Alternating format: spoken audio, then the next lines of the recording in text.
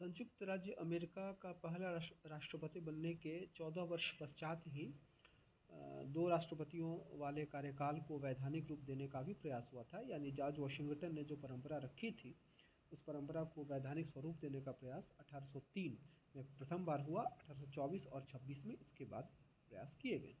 1803 वाला प्रस्ताव कांग्रेस में प्रस्तुत हुआ पर गिर गया।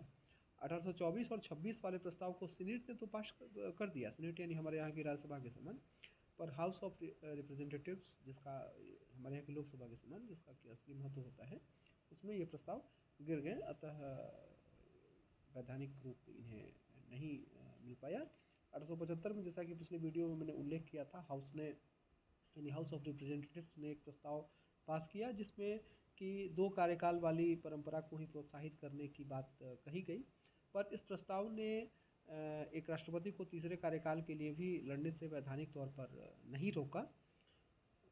और यही कारण था कि यूलियस सिम्पसन ग्रांट ने 1880 में जब चुनाव होने थे तो उन्होंने रिपब्लिकन पार्टी के नॉमिनी के रूप में अपना दावा ठोक दिया। और शुरुआत में वे आगे चल रहे थे, पर बाद में शायद गारफील्ड, जो बाद में राष्ट्रपति भी बने, उनसे वे हार गए।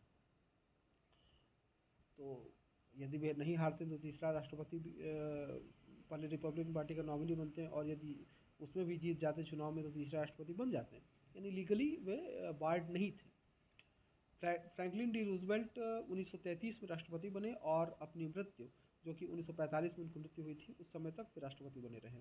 1932, 1936, 1940 और 1944 ये 4 चुनाव उन्होंने जीते। वे बहुत पॉपुलर थे। ये 4 चुनाव उन्होंने जीते। और फ्रैंकलिन डी रूजवेल्ट का तर्क था कि ग्रेट डिप्रेशन, जो 1929 में महान मंदी आई थी, और उसके बाद द्वितीय विश्व युद्ध, उस दौर में इनके कारण यूएसए को नेतृत्व में निरंतरता की आवश्यकता है, जो कि वही दे सकते हैं। ऐसा फ्रैंकलिन डी रूजवेल्ट का तर्क था। और निश्चित रूप से द्वितीय विश्व युद्ध में यूएसए की जो विजय हुई थी, उसके कारण वे बहुत पॉपुलर हुए थे।